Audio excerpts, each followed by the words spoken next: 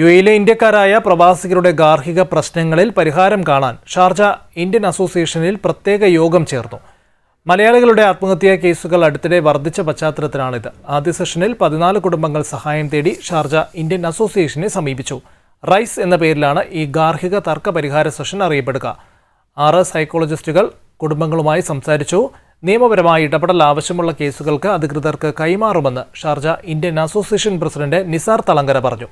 കൂടുതൽ സഹായം ആവശ്യമുള്ളവർ 0651100845 എന്ന ഷാർജ നമ്പറിൽ സേവനത്തിനായി ബന്ധപ്പെടണമെന്ന് അസോസിയേഷൻ ഭാരവാഹികൾ അറിയിച്ചു. നാമകരണം ചെയ്തിട്ടുള്ളത് rise, RISC, reach, inspire, support and empower. ഇതാണ് നമ്മൾ ജനങ്ങൾക്ക് നൽകുന്ന ഒരു message.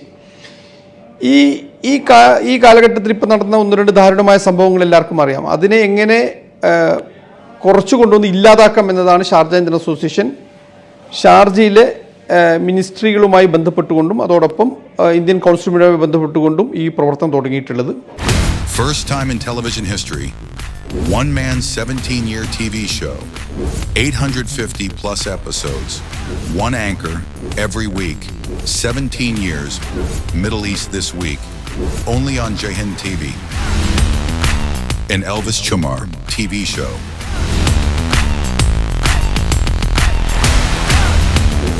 Middle East this week. Middle East beyond the headlines.